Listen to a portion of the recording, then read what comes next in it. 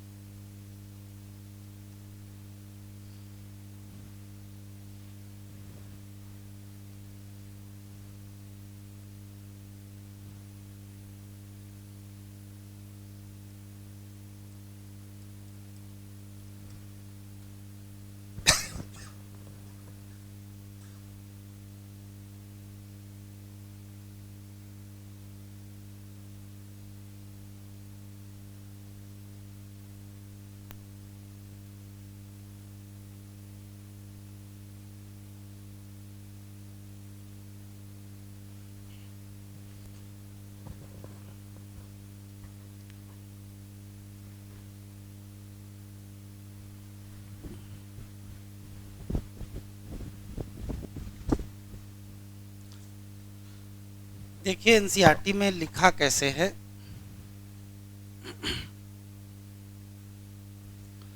तो लिखा ये है, शुरू करें, सबने लिख लिया?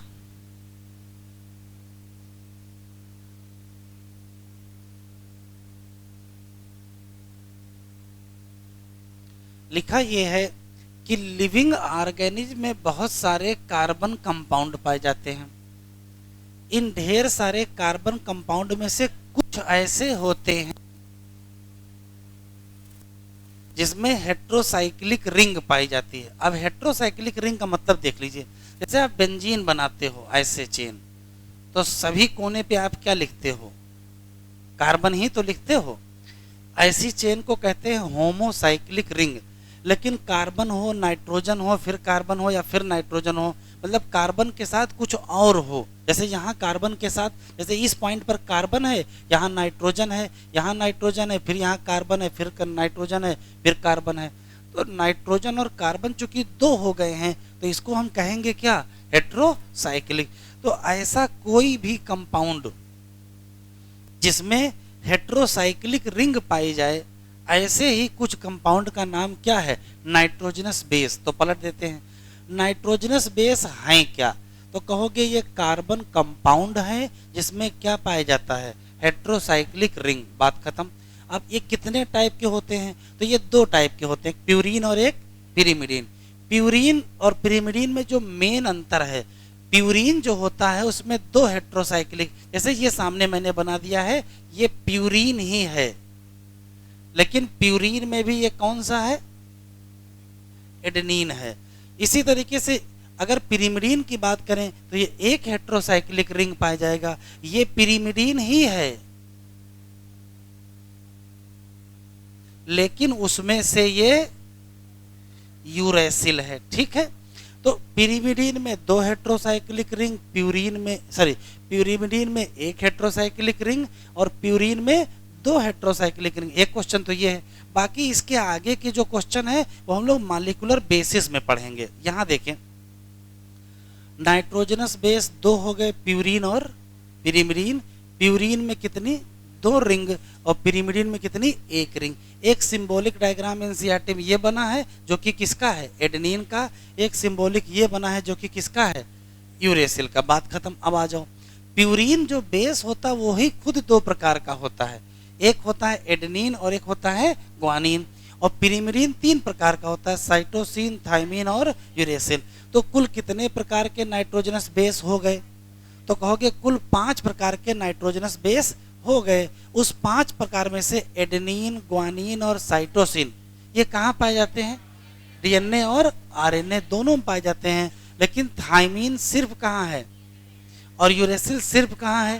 तो जरा आराम से बताएंगे कौन कौन से नाइट्रोजनस बेस हैं जो आरएनए में हैं। आराम से बताओ, जल्दी ना करो। तो देखो आरएनए में क्या है? एडेनिन है क्योंकि आरएनए में भी है, ग्वानिन है आरएनए में भी है, साइटोसिन आरएनए में भी है और यूरेसिल आरएनए। अच्छा डीएनए में बताओ कौन कौन से हैं?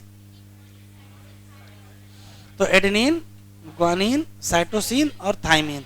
तो अगर सिर्फ डीएनए का पूछे, सिर्फ डीएनए का, तो क्या क्या बताओगे? एडेनिन बताओगे, ग्वानिन बताओगे, साइटोसिन बताओगे और सिर्फ आरएनए का पूछे, सिर्फ आरएनए का, तो एडेनिन होगा, ग्वानिन होगा, साइटोसिन होगा, यूरेसिल। कौन? आराम से बताइएगा, 2019 या 2020 नीट में आया है, pyrimidine, pyrimidine found in DNA, pyrimidine found in DNA only. तो देखो ये सिर्फ डीएनए है और ये डीएनए में आरएनए दोनों पाया जाता है। तो कौन सा पिरिमिडीन है जो डीएनए में है? तो कहोगे ये दो हैं। लेकिन कौन सा पिरिमिडीन है जो केवल डीएनए में है? तो कौन सा बताओगे? तो केवल थाइमिन बताओगे। क्लियर है? 5 क्वेश्चन। नाइट्रोजनस बेस क्या है? Carbon compound with heterocyclic ring. बस ना, कितने प्रकार के हैं? 2, प्यूरीन और पिरिमिडीन। प्यूरीन क्या है? एक हेट्रोसाइक्लिक रिंग वाला। पिरिमिडीन क्या है? पक्का? बोले जा रहे हो भैया प्यूरीन दो हेट्रोसाइक्लिक रिंग वाला है और पिरिमिडीन एक वाला है। प्यूरीन फिर दो प्रकार का, एडनिन और पिरिमिडीन तीन प्रकार का, साइटोसिन, थाइमिन और यूरेसिल। इसमें से एडेनिन, ग्वानिन, साइटोसिन और थाइमिन कहाँ है? डीएनए में। एडेनिन, ग्वानिन, साइटोसिन और यूरेसिल कहाँ है? आरएनए में। अब सवाल है कि डीएनए और आरएनए में ये पाए कैसे जाएंगे? डीएनए और आरएनए में ये पाए कैसे जाएंगे? तो उसके लिए और आगे देखना पड़ेगा। तो जो लिख रहा हूं जरा उसे लिखते चलिए, फिर बताता हूं।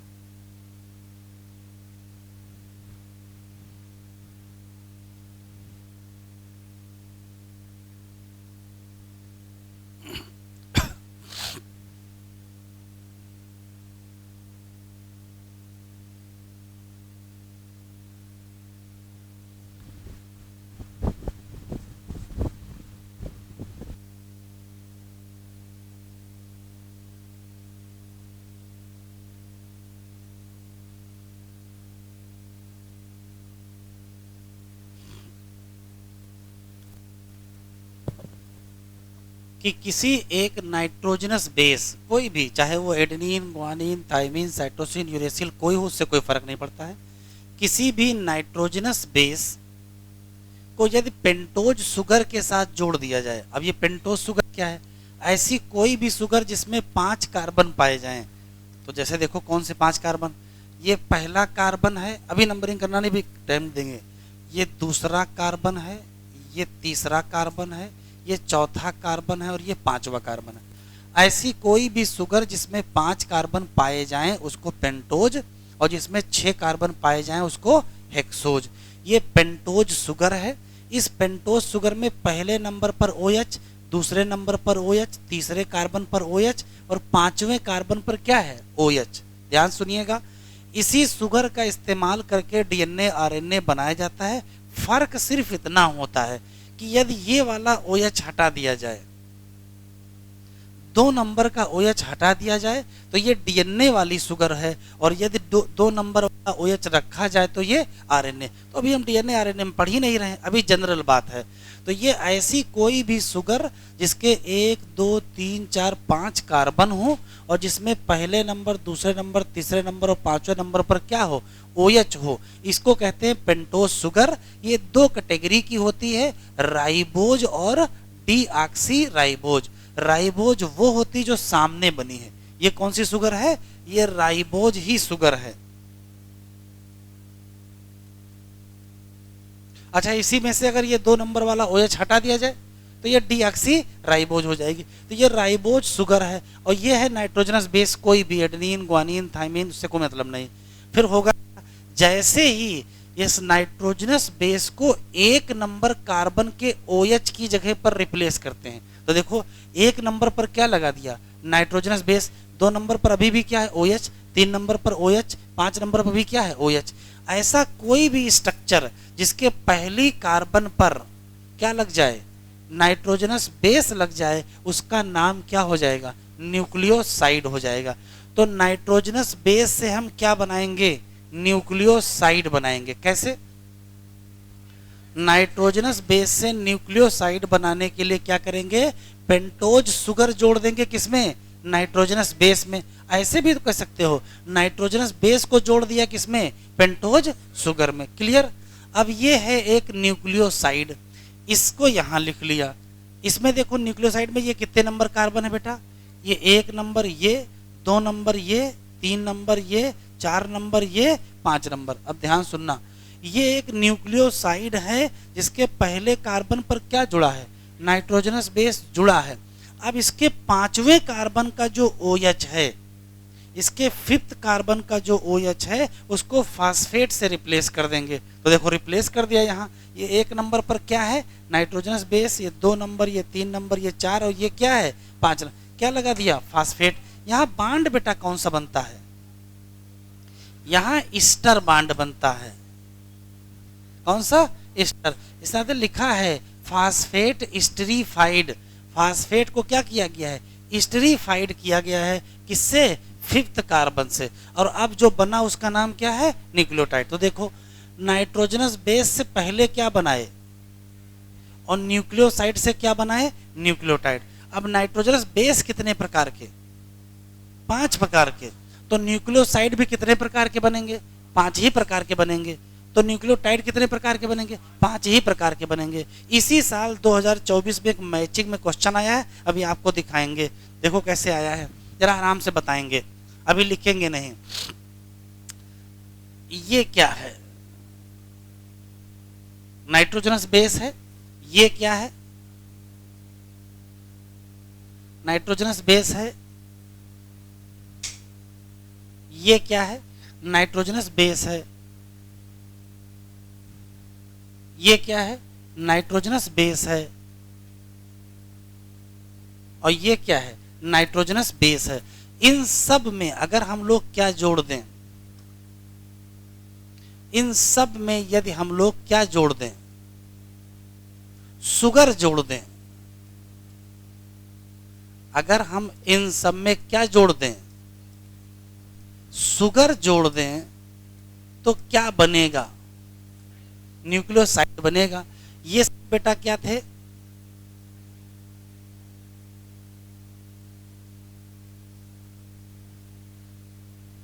लेकिन अब ये किसमें कन्वर्ट हो जाएगा, अब ये कन्वर्ट हो जाएगा किसमें, न्यूक्लियोसाइड। तो जरा बताओ क्या नाम रखा जाए न्यूक्लियोसाइड का।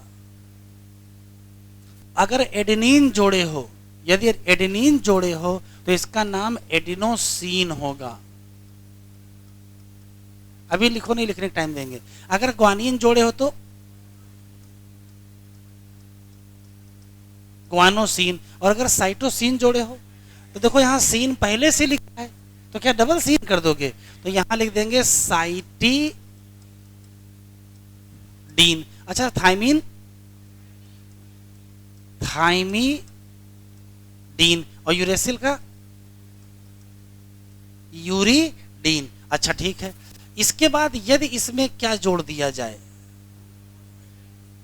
यदि इसमें फॉस्फेट जोड़ दिया जाए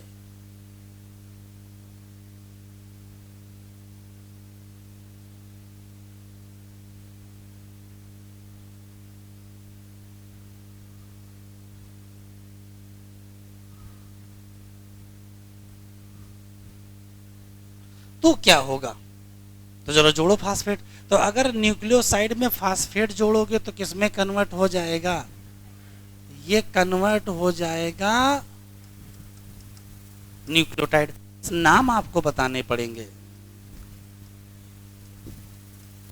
तो देखो एडिनोसिन में अगर फास्फेट जोड़ दोगे, एडिनोसिन में अगर फास्फेट जोड़ दोगे तो इसका नाम क्या हो जाएगा? तो एडिनाइलिक एसिड नाम, तो इसका नाम हो जाएगा गुआनाइलिक, इसका नाम साइटिडाइलिक एसिड। अच्छा इसका नाम थाइमीडाइलिक एसिड, और इसका नाम यूरिडाइलिक एसिड। क्लियर हो गया कौन कौन से हैं? तो देखो एडेनिन से बना एडिनोसिन से बना एडिनाइलिक एसिड, ग्वानिन से बना ग्वानोसिन से बना ग्वानाइलिक एसिड, साइटोसिन से बना साइटिडीन से बना साइटिडाइलिक एसिड, और थाइमीन से बना थाइमीडीन से बना थाइमीडाइलिक एसिड, और यूरेसिल से बना यूरिडीन से यूरिडाइलिक एसिड। तो नाइट्रोजनस बेस से बना न्यूक्लियोटाइड। अब बताओ डीएनए में कि ये है कि ये है? डीएनए में क्या पाया जाता है? तो देखो डीएनए बनता कैसे।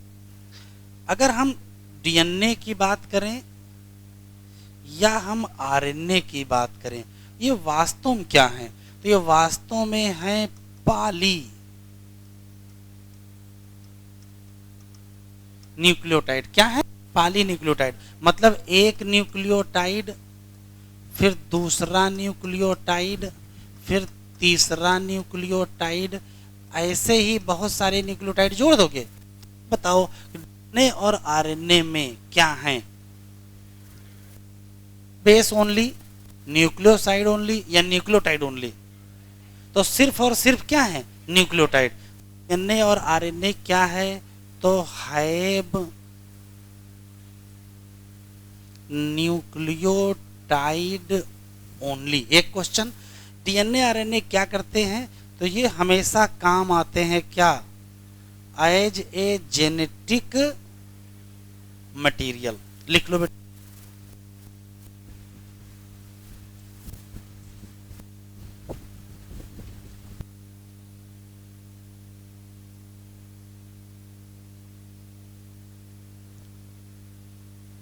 अंडरलाइन कर लीजिए लिविंग ऑर्गेनिज्म, लिखा है नंबर ऑफ कार्बन कंपाउंड, जो कि क्या है? हेट्रोसाइक्लिक रिंग जिसमें पाई जाती है। उसमें से कुछ हेट्रोसाइक्लिक रिंग वाले क्या हैं? नाइट्रोजनस बेस, जैसे एडेनिन, ग्वानिन, साइटोसिन, यूरेसिल और थाइमीन। जब नाइट्रोजनस बेस किससे अटैच हो जाए? शुगर। यहाँ शुगर दिया नहीं, कौन सी शुगर? Pentose sugar. और वो दो कैटेगरी की होती है, राइबोज और डीऑक्सीराइबोज। तो इसका नाम क्या हो जाएगा? न्यूक्लियोसाइड। और अगर फास्फेट ग्रुप, ये क्या लिखा है? स्टेरिफाइड। स्टेरिफाइड का मतलब ईस्टर बांड बन जाएगा, किससे? शुगर से। तो इसका नाम क्या हो जाएगा? न्यूक्लियोटाइड। और देखो ये रट लीजिए, इसी साल नीट में, यहाँ नीट लिख दीजिए, नीट 2025 इसी साल आया है। क्या देखो, बताओ adenosine, guanosine, thymidine, uridine, cytidine क्या हैं? तो ये हाईलाइट कर लो, ये क्या है? न्यूक्लियोसाइड हैं। अच्छा, adenylic acid, thymidylic acid, guanylic acid, uridylic acid, cytidylic acid क्या है? तो ये क्या है? न्यूक्लियोटाइड। अच्छा, अरे ये क्या हो रहा है?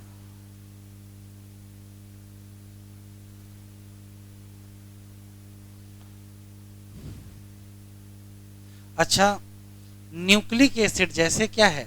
डीएनए और क्या आरएनए, इसमें कंसिस्ट ऑफ, ये क्या लिखा है? तो ये टिक कर लो बेटा, बहुत काम का सवाल है। कंसिस्ट ऑफ न्यूक्लियोटाइड ओनली, और डीएनए और आरएनए का फंक्शन क्या है? Genetic material. ये एनसीईआरटी के डायग्राम है, आपको पहचानने पड़ेंगे। जैसे बताओ ये क्या बना है? तो ये एडेनिन है, लेकिन वो है क्या? प्यूरीन। और देखिए यहाँ, देखिए एडेनिन जुड़ गया है। ये कितने नंबर कार्बन है? नंबरिंग कर लो जरा बेटा। ये 1 नंबर कार्बन, ये 2 नंबर कार्बन, ये 3 नंबर कार्बन, ये 4 नंबर कार्बन, और ये 5 नंबर। नंबरिंग कर लो अपने उसमें। तो बताओ 1 नंबर कार्बन पर एडेनिन जुड़ा है, तो इसका नाम क्या रखोगे? इसका नाम एडिनोसिन। तो अगर ये के एग्जाम में आ गया तो कि ये क्या है? ये क्या है? एडिनोसिन। अच्छा ठीक है, ये 1 नंबर कार्बन, ये 4 नंबर, ये क्या है? 5। ये 5 नंबर कार्बन का OH है, उसकी जगह देखो क्या लग गया है? फास्फेट ग्रुप लग गया है। तो अब इसका नाम क्या हो जाएगा? क्या नाम हो जाएगा? एडेनाइलिक एसिड। तो जानते हो क्या करेगा? या तो डायग्राम ये आएगा, या तो ये आएगा, या तो ये आएगा, और ऑप्शन में ये होंगे। क्या लिखा होगा? एडेनिन, एडेनोसिन और एडेनाइलिक एसिड। तो ये किसका है? एडेनाइलिक एसिड। ये किसका है? एडेनोसिन का। और ये किसका है? अच्छा, इसी तरीके से ये डायग्राम पहचान लो क्या है। तो ये पिरिमिडीन है, लेकिन उसमें क्या है? यूरेसिल है। अच्छा, इसमें क्या किया गया? ये देखिए 1 नंबर कार्बन यहाँ है, इस जगह 1 ही नंबर तो कार्बन है। 1 नंबर कार्बन पर क्या जोड़ दिया? तो ये क्या बन गया? यूरिडीन। और यूरिडीन क्या है? क्या है? न्यूक्लियोसाइड। इसके आगे बनाए नहीं, न्यूक्लियोटाइड का डायग्राम नहीं बनाया, तो कोई बात नहीं। तो आप कम से कम 5 डायग्राम हैं, ये पांचों पहचान लीजिए। दूर से देखते आप बता दीजिए कि ये क्या है? एडेनिन। ये क्या है? एडेनोसिन। और ये क्या है? ये क्या है? यूरेसिल। ये क्या है? यूरिडीन। तो इसे क्या, यहाँ क्या बनेगा? यहाँ बनेगा यूरिडाइलिक एसिड। अच्छा ठीक है, चलो जरा एक क्वेश्चन देख लो, इसी साल आया है।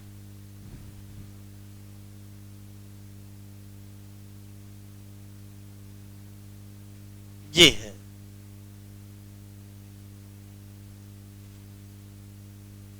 आपके पास है, सबसे लास्ट में जाओ, 42 नंबर क्वेश्चन है, सबसे लास्ट में, सबसे लास्ट पेज, सबसे लास्ट पेज, सबसे लास्ट पेज, लास्ट पेज पर 42 नंबर क्वेश्चन देखो।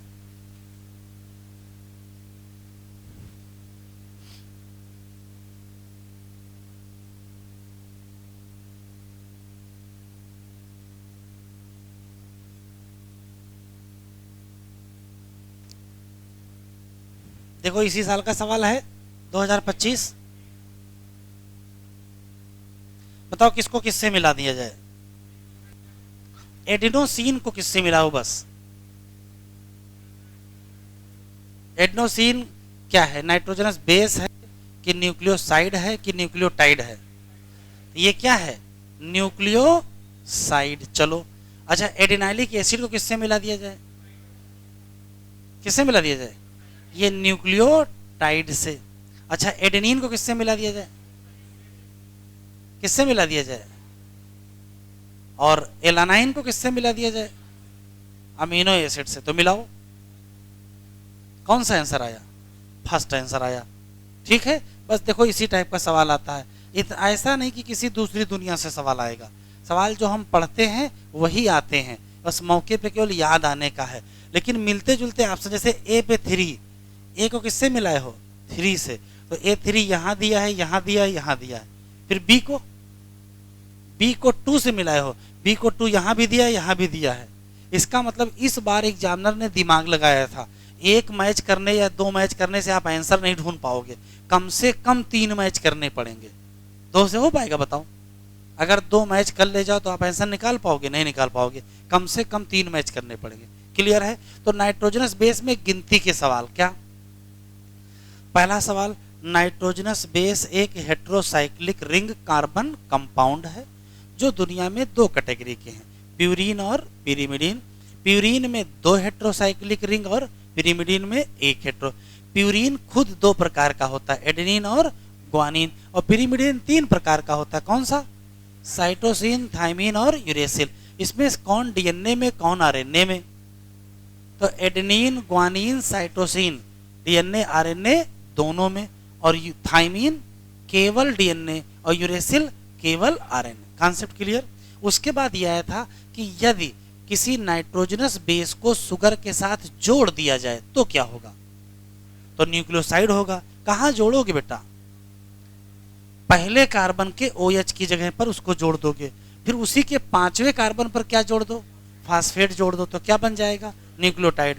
तो जो सबसे काम की चीज आपको याद रखनी है वो ये है, ये बहुत इंपॉर्टेंट है, यहाँ इंपॉर्टेंट लिख दीजिए, क्योंकि अभी तो सवाल आ ही चुका है। ये बताओ ये सब क्या है बेटा? ये सब क्या है? ये क्या है? Nitrogenous base. अच्छा ये सब क्या है? ये सब क्या है? और ये सब क्या है बेटा? क्या है? न्यूक्लियोटाइड। कोई दिक्कत तो नहीं? तो न्यूक्लियोसाइड, न्यूक्लियोटाइड और कहा नाइट्रोजनस बेस। नाइट्रोजनस बेस से बनेगा न्यूक्लियोसाइड, से बनेगा क्या? न्यूक्लियोटाइड। क्लियर? चलिए अगली हेडिंग कौन सी है देखो, प्राइमरी एंड सेकेंडरी मेटाबोलिटीज। चलिए ठीक है, तो हेडिंग डालिए प्राइमरी एंड सेकेंडरी मेटाबोलिटीज, और जो लिख रहा हूं उसे लिख डालिए।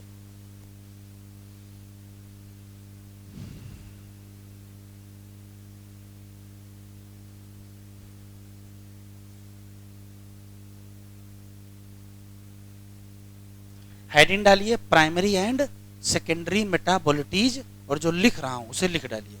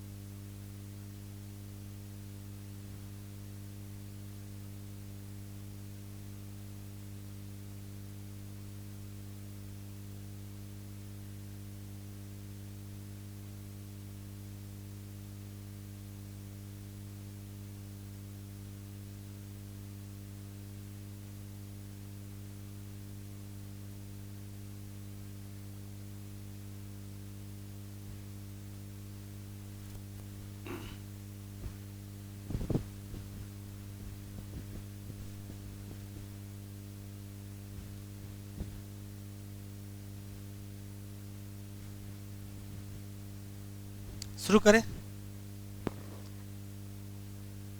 देखो क्या स्थिति है। पहला सवाल ये है कि जो मेटाबोलिटीज हैं ये हैं क्या। तो ये कोई नई चीज नहीं है। मेटाबोलिटीज वास्तव में बायोमॉलिक्यूल ही है, बस नाम बदल दिया है।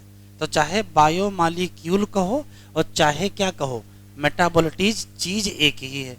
अब सवाल यह है कि बायोमॉलिक्यूल हो चाहे मेटाबोलिटीज कहाँ पाए जाएंगे। तो कहोगे ये लिविंग ऑर्गेनिज्म में पाए जाएंगे। अब लिविंग ऑर्गेनिज्म एनिमल भी हो सकता है, प्लांट भी हो सकता है, फंजाई भी हो सकता है, माइक्रो भी हो सकता है। ऐसा कोई भी मेटाबोलिटीज या ऐसा कोई भी बायोमॉलिक्यूल जिसका एक बढ़िया आइडेंटिफिएबल फंक्शन हो और जो सामान्य फिजियोलॉजी में इंपॉर्टेंट रोल हो, जिस बायोमॉलिक्यूल का नॉर्मल फिजियोलॉजी में एक रोल हो और जो फंक्शन सभी लोग जानते हों, ऐसे बायोमॉलिक्यूल को क्या कहते हैं, प्राइमरी मेटाबोलिटीज। लेकिन ऐसा कोई भी मेटाबोलिटीज जिसका फंक्शन आइडेंटिफाई ना हो, अभी क्लियर ना हो कि काम क्या करता है, और इसका कोई स्पेसिफिक रोल भी ना हो नॉर्मल फिजियोलॉजी में, ऐसे को कहते हैं सेकेंडरी मेटाबोलिटीज। रुक जाते हैं। किसी भी लिविंग ऑर्गेनिज्म में जो बायोमॉलिक्यूल पाए जाएंगे उनको मेटाबोलिटीज कहते हैं। मेटाबोलिटीज दो कैटेगरी की, प्राइमरी और सेकेंडरी। ऐसे बायोमॉलिक्यूल या मेटाबोलिटीज जिनका फंक्शन बिल्कुल आइडेंटिफाई हो, स्पष्ट हो और रोल हो नॉर्मल फिजियोलॉजी में, उनको कहेंगे प्राइमरी मेटाबोलिटीज। लेकिन ऐसे जिनका रोल आइडेंटिफाई ना हो, जिनका नॉर्मल फिजियोलॉजी में रोल समझ में ना आ रहा हो, उनको कहेंगे सेकेंडरी मेटाबोलिटीज। अब सवाल है कि ये मिलेंगे कहाँ से। तो एनिमल से हम लोग केवल क्या निकाल पाएंगे, प्राइमरी मेटाबोलिटीज ही आइसोलेट कर सकते हैं। लेकिन जब हम प्लांट में, फंजाई में और माइक्रोब में जाएंगे तो हम प्राइमरी और सेकेंडरी दोनों मेटाबोलिटीज को क्या कर सकते हैं, आइसोलेट। तो जरा बताओ, सेकेंडरी मेटाबोलिटीज आइसोलेट फ्रॉम, तो या तो प्लांट से, या तो फंजाई से, या तो माइक्रोब से। किससे नहीं मिलेंगे, एनिमल से। एक क्वेश्चन फिर आता है एग्जाम्पल बताओ। तो इनके एग्जाम्पल और इनके एग्जाम्पल दोनों पूछे जा चुके हैं। जैसे सामान्य जो शुगर है या मोनोसेकेराइड, जैसे कि ग्लूकोज, ये नीट में आया हुआ है, ये क्या है, प्राइमरी। एनसीईआरटी में लिखा है कि जो 9.1 वाला डायग्राम बना है, जो 9.1 वाला डायग्राम बना, जरा खोलो एनसीईआरटी।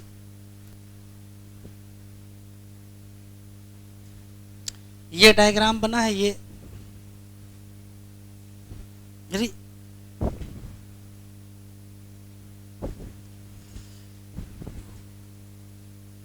डायग्राम बना है। कह रहा है इस डायग्राम में जितने बने हैं ये सब प्राइमरी मेटाबोलिटीज है। तो सीधे सीधे नहीं बता सकते थे कि प्राइमरी कौन कौन से हैं। ऐसे कह दिया 9.1 में जो बने हैं वो प्राइमरी हैं। तो ऐसे कह देते कि शुगर है, अमीनो एसिड है, ये भी तो ठीक रहता।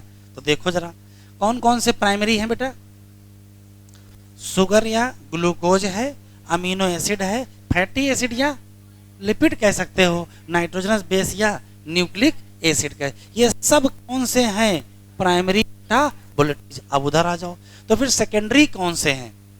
तो देखो दोनों याद करने के चक्कर में ना रहो, ये सब क्या है, प्राइमरी। जो याद ना है वो सब क्या है, सेकेंडरी। देखो जैसे एल्कलॉइड, जैसे फ्लेविनॉइड, रबर है, सेंट है, गम है, स्पाइसेज हैं, यह मिलती हैं बैक्टीरिया से। बहुत इंपॉर्टेंट है, बैक्टीरिया से जो एंटीबायोटिक मिलती है, बैक्टीरिया से जो एंटीबायोटिक, या फंजाई से तो मिलती है, फंजाई से या बैक्टीरिया से जो एंटीबायोटिक मिलती हैं वो वास्तव में क्या है, सेकेंडरी मेटाबोलिटीज। ठीक है, वैसे तो इनका कोई बहुत विशेष काम नहीं है, लेकिन फिर भी ये हमारे क्या हैं, हमारे लिए तो यूजफुल है। हाँ, इनका एनसीईआरटी में लिखा है कि इकोलॉजिकल इंपॉर्टेंस है। अब इकोलॉजिकल इंपॉर्टेंस तो इकोलॉजी में समझ में आएगा। फिर एक एग्जाम्पल हम बताए दे रहे हैं, आपको थोड़ा बहुत याद है, एल्कोलॉइड, कोकीन, कैफीन, निकोटीन, है ना, ये सब पौधों में पाए जाते हैं। क्यों?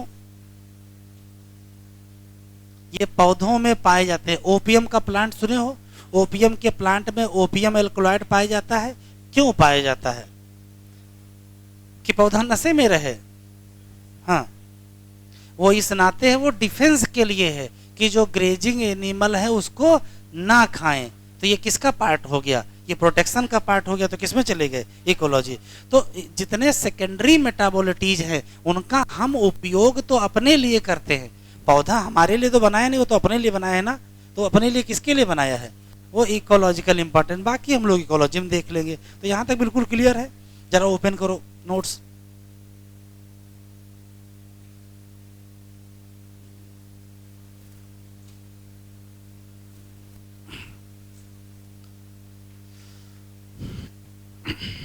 देखो बेटा, लिखा है we can call the biomolecule को ही क्या कह सकते हो? क्या कह सकते हो? मेटाबोलिटीज। कोई दिक्कत नहीं। प्राइमरी मेटाबोलिटीज कौन से हैं? लिखा है दोज कंपाउंड या केमिकल दैट है आइडेंटिफिएबल फंक्शन और role in normal physiological process, जैसे amino acid, fatty acid, sugar और नाइट्रोजनस बेस। अच्छा, सेकेंडरी बताओ कौन सा है? Those compound that not use in primary metabolic process, जो प्राइमरी मेटाबॉलिक प्रोसेस में यूज ना हो, जिसका सीधा रोल ना हो, जैसे alkaloid, flavonoid, rubber, oil, antibiotic, coloured, scent, gum और spices. Secondary metabolites isolate from, ये टिक कर लो, इंपॉर्टेंट है। कहां से निकालोगे? कहां से? तो या तो प्लांट से, या तो फंजाई से, या तो माइक्रोबियल सेल से। मेनी सेकेंडरी मेटाबोलिटीज क्या है? यूजफुल फॉर ह्यूमन वेलफेयर, जैसे रबर हम यूज करते हैं, ड्रग्स, स्पाइस, सेंट और पिगमेंट। कुछ सेकेंडरी मेटाबोलिटीज का क्या पाया जाता है? Ecological importance. ये तो जो लिखा है वो तो याद ही रखना है, और इसके बगल में वेरी इंपॉर्टेंट लिख दीजिए।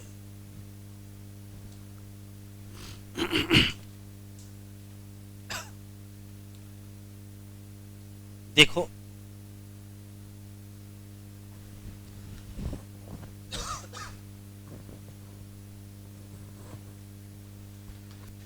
क्या लिखोगे? देखो, ये बहुत इंपॉर्टेंट टेबल दी है। देखो, बताओ कौन सा पिगमेंट है जो सेकेंडरी मेटाबोलिटीज है?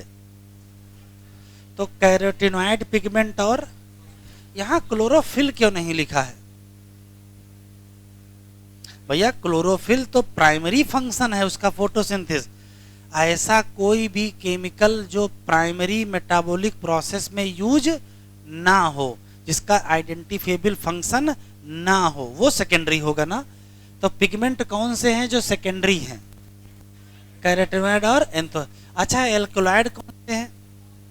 Morphine, codeine. यही ओपियम बढ़ा दीजिए।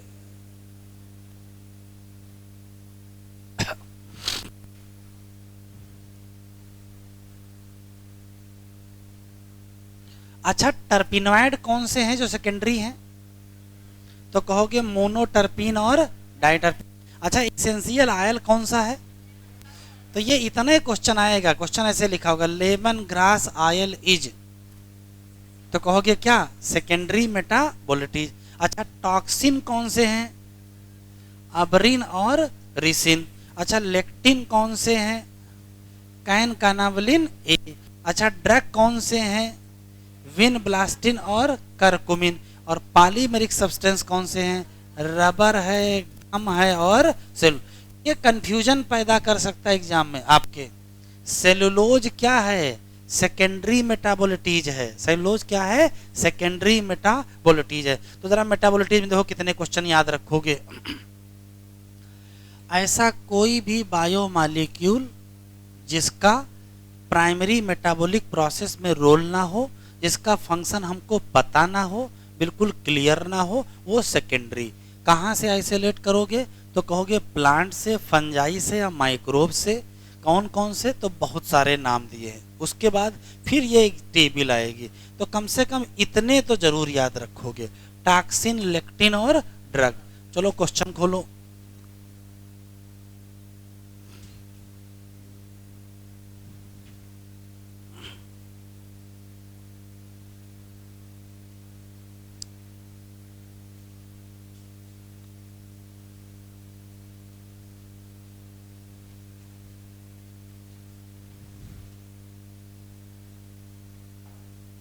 सबसे पहला जो सेकेंडरी मेटाबोलिटीज का सवाल आया था वो ये आया था। चलो पहले ये देखो, 17 नंबर सवाल।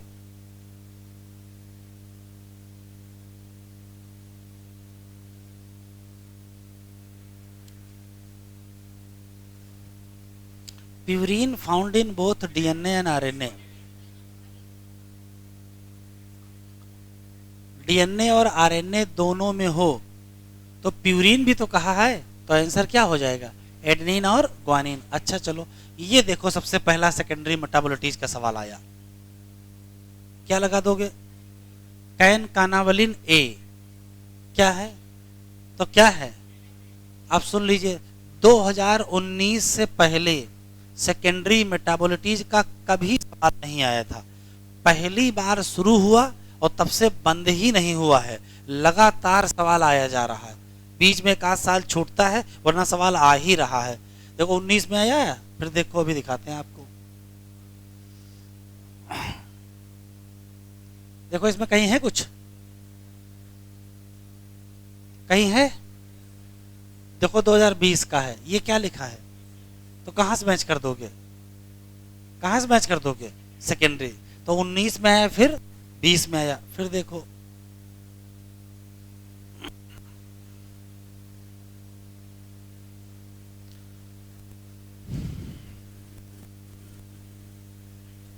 ट्वेंटी थ्री वाला का है। नहीं तो ये तो मोस्ट अबंडेंट है, उससे कोई मतलब नहीं है। ये सवाल आया 21 नंबर में, बढ़िया सवाल।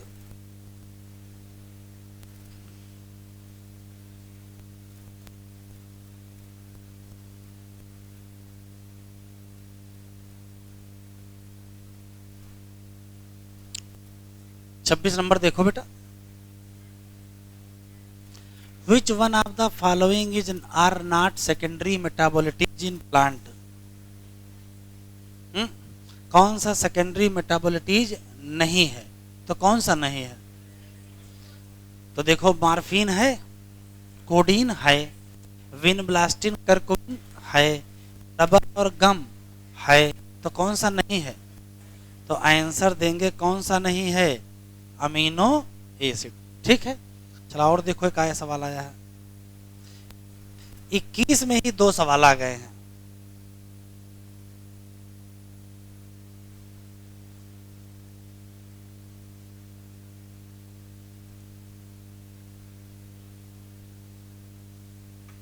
इक्कीस में ही 2 सवाल आ गए हैं।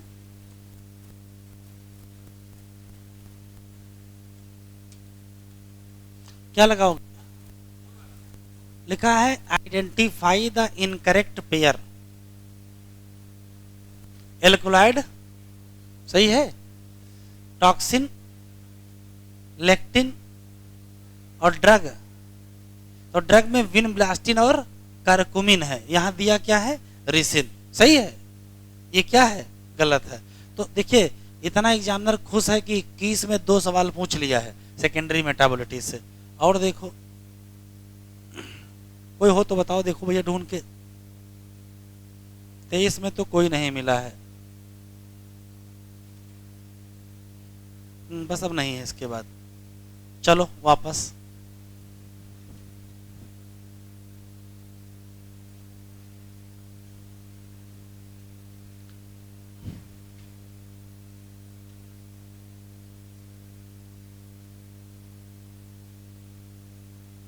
एनसीईआरटी में हेडिंग है बायो माइक्रो मालिक्यूल।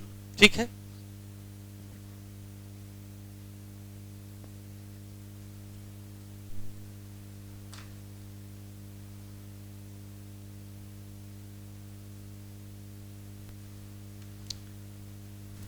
अब इस बायो माइक्रो मालिक्यूल हेडिंग में कुछ हमें फ्लो चार्ट लिख रहे हैं, वो आप फ्लो चार्ट लिख लीजिए, फिर एक्सप्लेन करते हैं।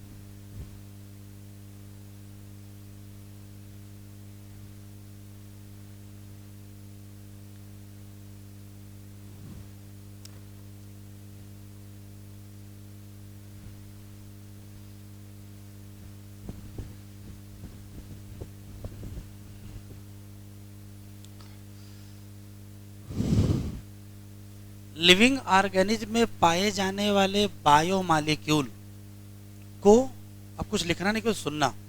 लिविंग ऑर्गेनिज्म में पाए जाने वाले बायोमॉलिक्यूल को मॉलिक्यूलर वेट के आधार पर दो कैटेगरी में बांट दिया गया। जिनका मॉलिक्यूलर वेट कम है उनको बायो माइक्रो मॉलिक्यूल कहते हैं, और जिनका मॉलिक्यूलर वेट ज़्यादा है उनको बायो मैक्रो मॉलिक्यूल कहते हैं। बोलचाल की भाषा में अगर बायो नहीं भी लिखोगे तो भी कोई दिक्कत नहीं। जिनका मॉलिक्यूलर वेट कम वो माइक्रो, और जिनका ज़्यादा वो मैक्रो। अब कितना कम और कितना ज़्यादा, तो जिनका molecular weight less than 1000 Dalton, 1000 Dalton से कम तो माइक्रो मॉलिक्यूल, और जिनका 10,000 डाल्टन से ज़्यादा उनका नाम मैक्रो मॉलिक्यूल। लेकिन पता कैसे चलेंगे ये कौन माइक्रो है? तो पता करने वाला एक्सपेरिमेंट क्या था? याद है हम लोगों ने लिविंग टिश्यू लिया था और लिविंग टिश्यू लेने के बाद उसको फिल्टर किया था, याद है? नहीं याद है? तो जब फिल्टर किया था तो ऊपर ऊपर क्या मिला था? यहां जो मिला था और यहां जो मिला था उसमें अंतर था ना।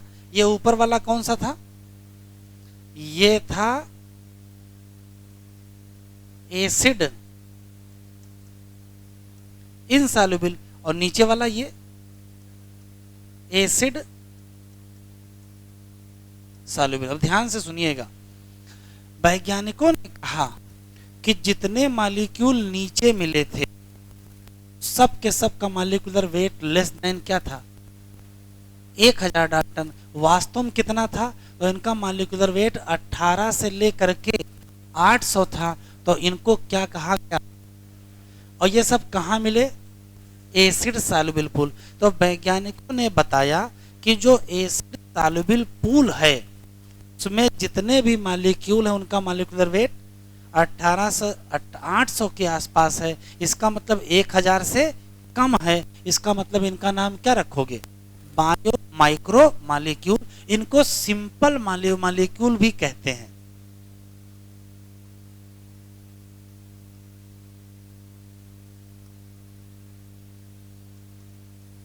इनको अभी लिखो नहीं, सुन लो, समझ लो तो याद हो जाएगा। फिर से सुनते हैं। जब ये एक्सपेरिमेंट किया गया तो जो नीचे मिले थे उनका नाम एसिड सॉल्युबल, और जो ऊपर मिले थे वो एसिड सॉल्युबल। जो एसिड इनसॉल्युबल था उनमें कितने भी मॉलिक्यूल थे उनका मॉलिक्यूलर वेट 18 से लेकर के 800 के बीच में था। इसका मतलब 1000 से कम था। इसका मतलब ये सब क्या थे? माइक्रो मॉलिक्यूल थे। बात खत्म। फिर सवाल आता कौन कौन थे? तो इसमें अमीनो एसिड था, माइक्रो मोनोसेकेराइड था और नाइट्रोजनस बेस था। कहा चलो ठीक है, आप देखते हैं ऊपर वाले। तो जो ऊपर वाला था पोर्शन, जिसको क्या कहते हैं? Acid insoluble. एसिड इनसॉल्युबल वाले में जितने थे उनका मॉलिक्यूलर वेट 10,000 से ज्यादा था। तो अगर 10,000 से ज्यादा था तो क्या कहोगे? Bio micro molecule. इसमें एग्जाम्पल देखो कौन मिला? इसमें प्रोटीन मिला, पॉलीसेकेराइड मिला, न्यूक्लिक एसिड मिला और लिपिड मिला। तो वैज्ञानिकों के कान खड़े हो गए। क्यों? क्योंकि जो लिपिड है उसका मॉलिक्यूलर वेट 800 से ज्यादा है नहीं। तो अगर लिपिड का मॉलिक्यूलर वेट 800 से ज्यादा नहीं है तो लिपिड को मिलना कहाँ चाहिए था? यहाँ मिलना चाहिए था। और मिल कहाँ गया? तो कहा इसको बाद में देखेंगे। एक बात तो दिमाग में आ गई कि जितने लोग यहाँ लिखे हैं ये सब किस में मिले? एसिड इनसॉल्युबल में मिले। तो सब लोगों का वेट क्या होना चाहिए? 10,000 ज्यादा होना चाहिए। लेकिन संयोग से क्या मिला? लिपिड का मॉलिक्यूलर वेट तो 800 भी नहीं पार होता है। तो कहा ये कुछ गड़बड़ी, इसको भी बाद में देखेंगे। तो आप भी बाद में देखिएगा, पहले समझो।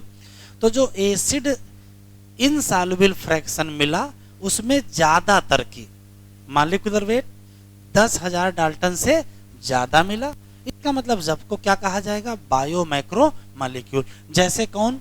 तो प्रोटीन, पॉलीसेकेराइड, न्यूक्लिक एसिड और लिपिड। तो दो क्वेश्चन तो आपकी तरफ यही आ गए। जरा बताओ इतने सारे में से कौन बायो माइक्रो है और कौन बायो मैक्रो है? तो बताओ।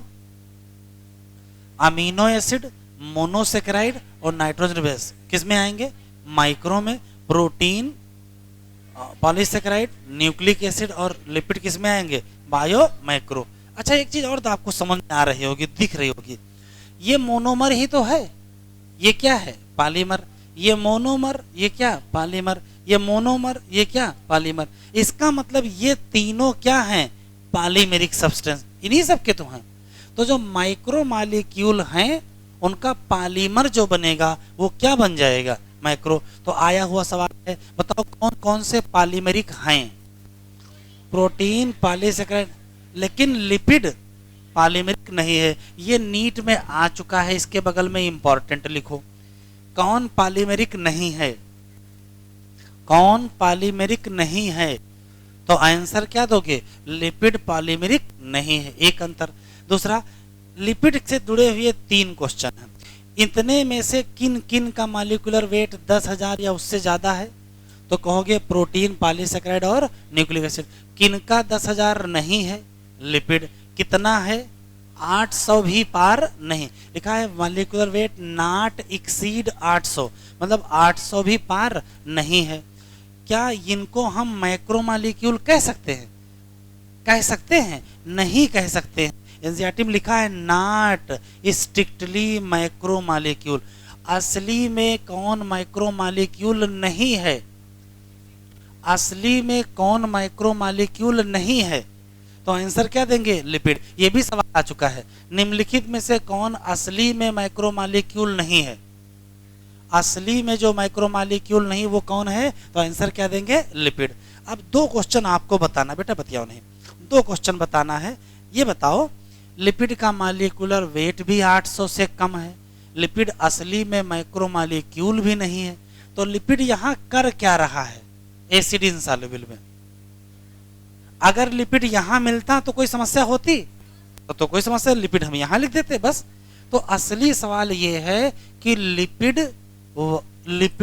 एसिड इनसॉल्युबल फ्रैक्शन में क्यों मिला? तो ये आपको समझना है। यहां तक क्लियर है? 2 मिनट में रिवाइज कर लेते हैं इसको फिर से। किसी भी लिविंग में पाए जाने वाले बायोमॉलिक्यूल को मॉलिक्यूलर वेट के आधार पर 2 कैटेगरी में बांट देते हैं, एक नाम माइक्रो और एक नाम मैक्रो। जिनका मॉलिक्यूलर वेट 1000 से भी कम उनका नाम माइक्रो, और जिनका 10,000 से ज्यादा उनका नाम मैक्रो। जो एसिड जो एसिड सॉल्युबल में मिले वो माइक्रो, और जो एसिड इनसॉल्युबल में मिले वो मैक्रो। जो एसिड इनसॉल्युबल में थे उनका मॉलिक्यूलर वेट 1000 से कम था, रेंज 18 से 800 थी। और कौन कौन लोग थे? तो अमीनो एसिड था, मोनोसेकेराइड था और नाइट्रोजनस बेस। और जो लोग उधर मिले उसमें कौन कौन थे? प्रोटीन था, पॉलीसेकेराइड था, न्यूक्लिक एसिड था और लिपिड था। बस वहां 2 क्वेश्चन है। लिपिड जिसका मॉलिक्यूलर वेट 800 से भी ज्यादा नहीं है वो भी वहां बैठा है, एक क्वेश्चन। लिपिड पॉलीमेरिक भी नहीं है, दूसरा क्वेश्चन। लिपिड स्ट्रिक्टली मैक्रोमॉलिक्यूल है? नहीं है, फिर भी यहां बैठा है। तो कौन पॉलीमेरिक है? किसका मॉलिक्यूलर वेट 10,000 से ज्यादा है? तो कौन है? प्रोटीन और पॉलीसेकेराइड। और हमको असली सवाल ये समझना है कि लिपिड यहाँ क्या कर रहा है। लिपिड को होना कहाँ चाहिए था? यहाँ होना चाहिए था, और लिखे कहाँ है? यहाँ। तो देखो क्या समस्या है। अब लिखिएगा नहीं, लिखने का टाइम देंगे। किसी लिविंग टिश्यू में सेल पाई जाएगी, और सेल में क्या पाया जाएगा? लिपिड पाई जाएगी। स्पेशली 2 फॉर्म में, या तो आइसोलेटेड होगी, सिर्फ लिपिड ही लिपिड होगी, या तो फिर स्ट्रक्चर में होगी। जैसे कहां पाई जाएगी? मेम्ब्रेन में मिलेंगी। तो जब इस लिविंग टिश्यू की ग्राइंडिंग करेंगे,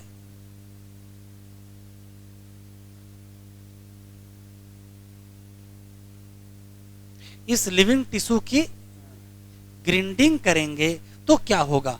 तो जो सेल हैं वो टूट जाएंगे? नहीं टूटेंगे। तो जब सेल टूट जाएंगे तो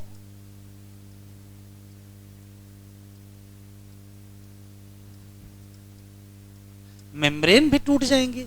और अगर मेम्ब्रेन टूट गई तो देखो क्या होगा, जैसे मेम्ब्रेन टूटेंगे उसका रिजल्ट देखो क्या है, जो लिपिड है वो बना लेगा वेसिकल। क्या बना लेगा? वेसिकल। और वेसिकल का साइज क्या होगा? बड़ा होगा। और वेसिकल की खास बात यह है, वाटर, यहां एनसीईआरटी में ऐसे लिखा है, नॉट वाटर सॉल्युबल। अब चूंकि वेसिकल का साइज बड़ा होगा तो बताओ, जिसका साइज बड़ा होगा वो नीचे मिलेगा कि ऊपर? छन्नी में ऊपर ही तो मिलेगा। इसी नाते वेसिकल हमको कहां मिल जाएंगे? Acid insoluble. तो जरा एसर्शन रीजन बताओ। एसर्शन है लिपिड का मॉलिक्यूलर वेट 800 भी नहीं है लेकिन वो एसिड इनसॉल्युबल में मिलता है, ये एसर्शन है। रीजन, रीजन तो कहोगे लिपिड सेल मेम्ब्रेन में है और वो क्या बना लेगा? वेसिकल बना लेगा। वो कैसे होंगे? वाटर सॉल्युबल नहीं होंगे। तो वो कहां मिल जाएंगे? तो आंसर कहोगे एसिड इनसॉल्युबल। पढ़ाओ।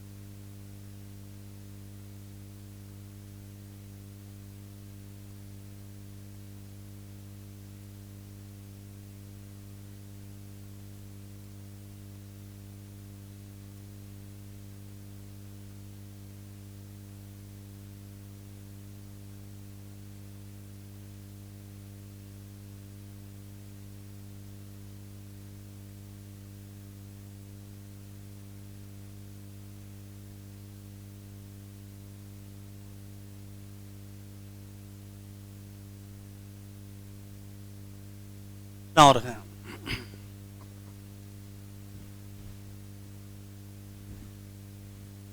शुरू करें।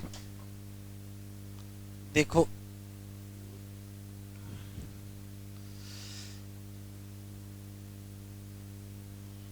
किसी लिविंग में सेल होगी और सेल में दो चीजें होंगी।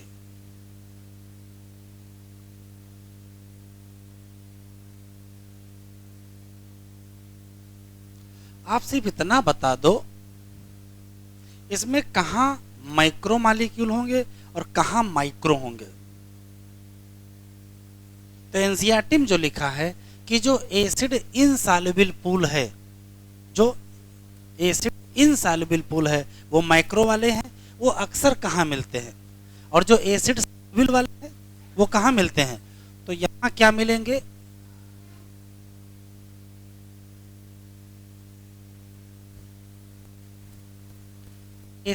Insoluble component. इसका मतलब यहाँ क्या मिलेंगे?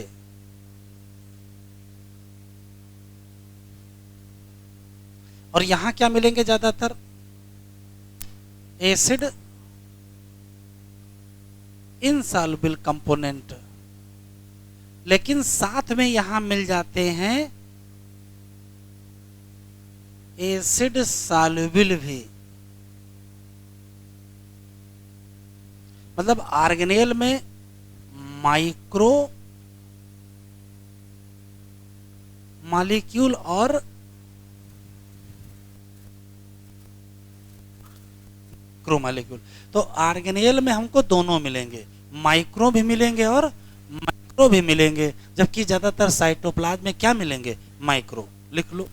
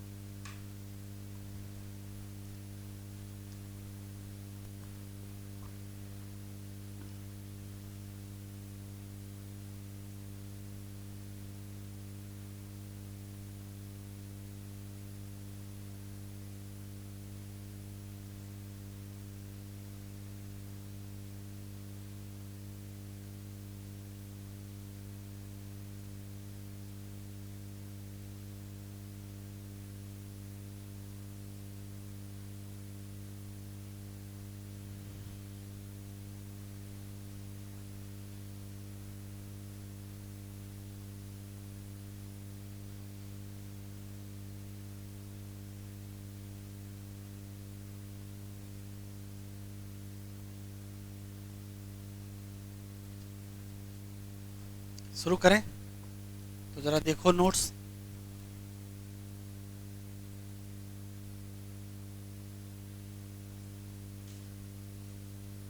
चलो पढ़ते हैं। लिखा है there is one feature common to all compound found in, इनका मॉलिक्यूलर वेट की रेंज कितनी है, 18 से 800 डाल्टन अप्रोक्सीमेटली, लेकिन जो एसिड इनसॉल्युबल फ्रैक्शन है उसमें कितने कंपोनेंट हैं, 4 ही टाइप के ऑर्गेनिक कंपाउंड। कौन से, प्रोटीन, न्यूक्लिक एसिड, पॉलीसेकेराइड और lipid. These class of compound, जिसमें एक एक्सेप्शन है, किसको छोड़ दीजिए, किसको छोड़ दीजिए, लिपिड को छोड़ दीजिए, तो सबका मॉलिक्यूलर का रेंज क्या है, 10,000 डाल्टन। द बायोमॉलिक्यूल या केमिकल कंपाउंड जो कहाँ पाए जाएंगे, लिविंग में, वो कितने टाइप के, 2, एक कौन से, माइक्रो और एक कौन से, मैक्रो। बायोमॉलिक्यूल जिनका मॉलिक्यूलर वेट क्या हो, लेस देन 1000 डाल्टन, तो इनको सामान्यतया क्या कहोगे, माइक्रो, या इनको सिंपल भी कह सकते हो, कोई दिक्कत नहीं। बायोमॉलिक्यूल जिनका मॉलिक्यूलर वेट क्या है, मोर देन 10,000 डाल्टन, इनको क्या कहोगे, मैक्रो या क्या कहोगे, bio macro molecule. Molecule which are found in acid insoluble fraction, वो सब के सब क्या हैं, मैक्रो या bio macro molecule. Molecule in insoluble fraction, फिर किसको छोड़ के, लिपिड को छोड़ के सब के सब क्या हैं, तो लिपिड 3 जगह है, याद रखना है। एक तो पॉलीमेरिक नहीं है, एक मॉलिक्यूलर वेट उसका 10,000 से नहीं हो रहा है, और तीसरा वो स्ट्रिक्टली मैक्रो मॉलिक्यूल नहीं है। फिर लिखा है व्हाई डू, क्यों, लिपिड जिसका मॉलिक्यूलर कितना नहीं है, तो फिर ये कहाँ आ गई, एसिड इनसॉल्युबल में क्यों आ गई, तो उसको एक्सप्लेन किया गया यहाँ। ये तो क्वेश्चन मार्क है।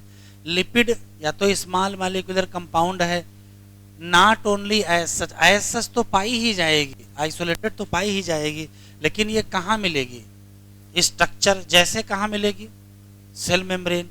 और जब हम क्या करेंगे, ग्रिंड करेंगे तो टूट जाएगी, तो सेल मेम्ब्रेन और अदर मेम्ब्रेन टूट जाएंगे, तो क्या बना लेंगे, ये हाईलाइट करो बेटा, क्या बना लेंगे, वेसिकल, जो कि क्या होगा, not water soluble. Therefore these membrane fragment in the form of vesicle get क्या, separated along with acid insoluble pool. Hence इसको कहोगे क्या, कहाँ चले गए, माइक्रो। लेकिन ये टिक कर लो,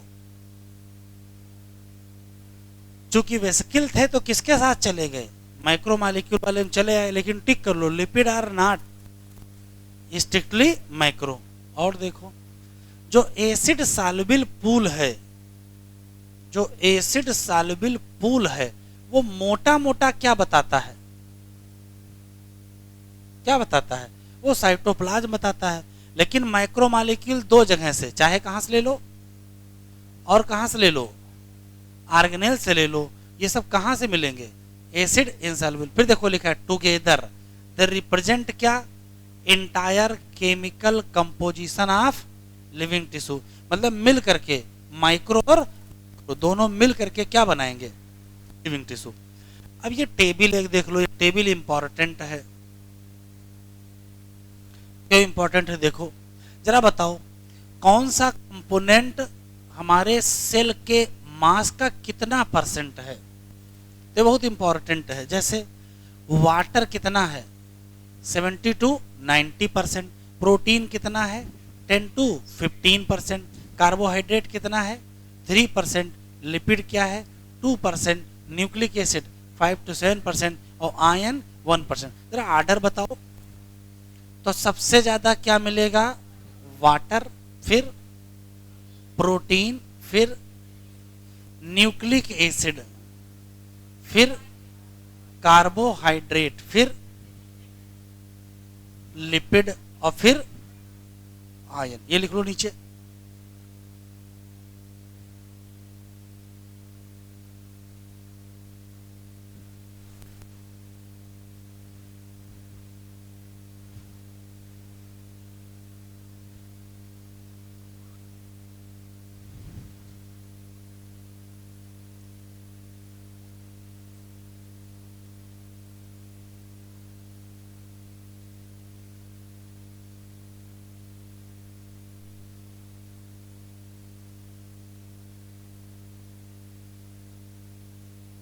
पढ़ा लिया, चलो जरा क्वेश्चन देख लो।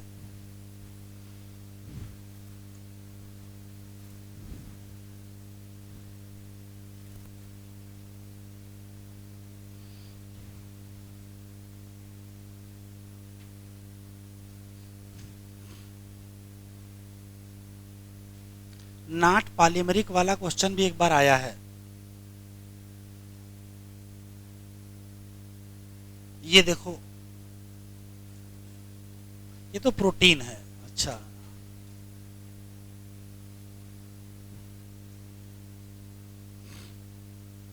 बताओ भाई कितने नंबर पर सवाल है नॉट पॉलीमेरिक वाला,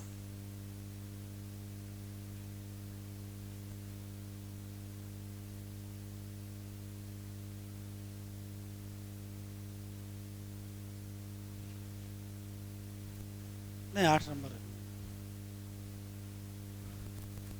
36 और ऊपर और ऊपर और ऊपर।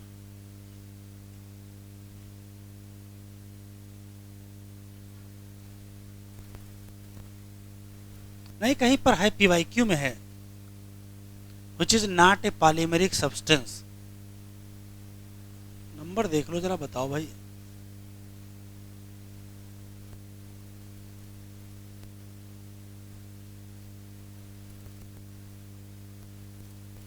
आया हुआ सवाल है, ढूंढने भले ही ना मिले।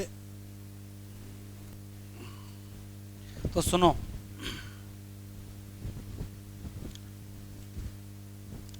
एनसीईआरटी ओपन करो।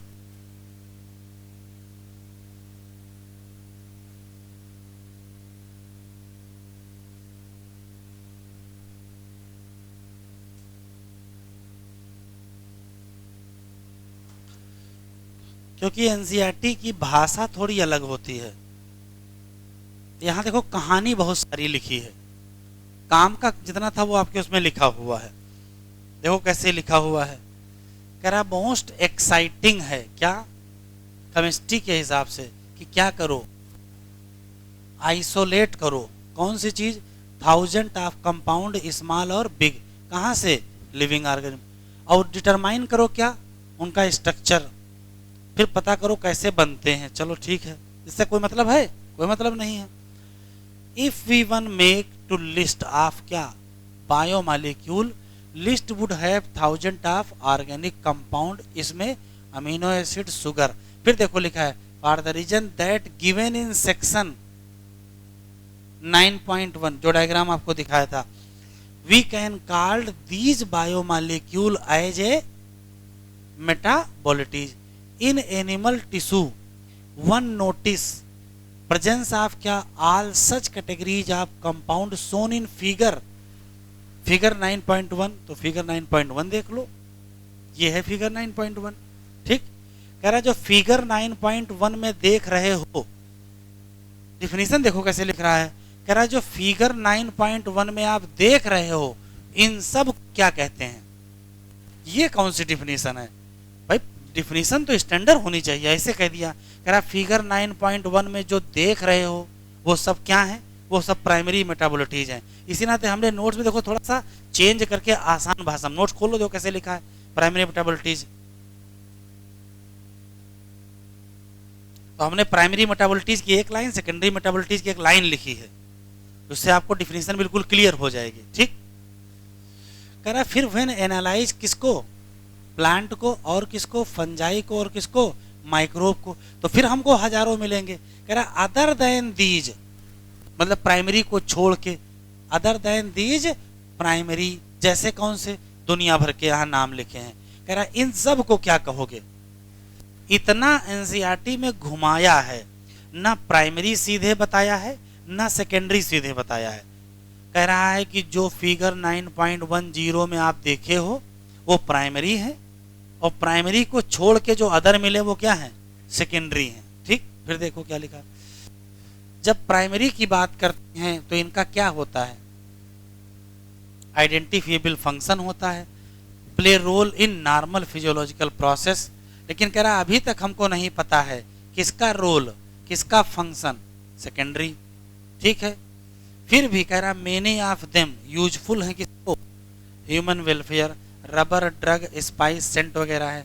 कुछ सेकेंडरी मेटाबोलिटीज कहाँ यूज होती हैं, इकोलॉजिकल इंपॉर्टेंस। कह रहा कहाँ पढ़ोगे, हायर क्लास। हाँ, ये टेबल इंपॉर्टेंट है, ये टिक कर लीजिए, ये बहुत जरूरी टेबल है। फिर आएगा बायो माइक्रो मॉलिक्यूल। तो जब हम बायो माइक्रो की बात करेंगे तो देखो लिखा है एक फीचर कॉमन है उन सभी कंपाउंड में जो कहाँ पाए जाते हैं, एसिड सॉल्युबल। इन सब का मॉलिक्यूलर वेट की रेंज कितनी है, कितनी है, 18 से 800। फिर कह रहा है एसिड इनसॉल्युबल में केवल कितने मिलेंगे, 4 मिलेंगे। कौन से मिलेंगे, कह रहा है इसमें से किसको छोड़ दो, लिपिड को छोड़ दो, तो बाकी सब का मॉलिक्यूलर वेट कितना है, कितना है, 10,000। देखिए एनसीईआरटी पढ़ना बहुत जरूरी है, एग्जाम में एनसीईआरटी की लाइनें आएंगी तो एक दो बार में याद नहीं होगी। हम बहुत बार पढ़े तो हमको याद हो गया, तुम भी इसको बहुत बार पढ़ो। फॉर दिस वेरी रीजन जो बायोमॉलिक्यूल हैं लिविंग ऑर्गेनिज्म में वो कितने टाइप के, 2, जिनका मॉलिक्यूलर वेट क्या हो, लेस देन 1000 डाल्टन। तो इन सब को क्या कहोगे, माइक्रो मॉलिक्यूल कहोगे। लेकिन जिनका मॉलिक्यूलर वेट जो कहाँ मिले तो उनको क्या कहोगे। फिर लिखा है मॉलिक्यूल जो कहाँ मिले, किसको छोड़ के, लिपिड को छोड़ के, सब के सब क्या हैं, पॉलीमेरिक हैं। वाई डू लिपिड जिसका मालिकुलर वेट कितना है 800 से ज़्यादा नहीं है, वो यहाँ क्यों आ गई है? तो फिर समझाया गया है क्या, लिपिड स्मॉल मालिकुलर वेट है और रिप्रेजेंट ये एज सच तो पाई ही जाएगी, लेकिन ये कहाँ मिलेगी, स्ट्रक्चर कौन सा, या अदर मेम्ब्रेन। जब तोड़ोगे तो ये सेल टूट जाएगी, तो सेल मेम्ब्रेन भी टूट जाएगी, तो क्या बना लेंगे, वेस्किल। ये टिक कर लो, ये इंपॉर्टेंट है।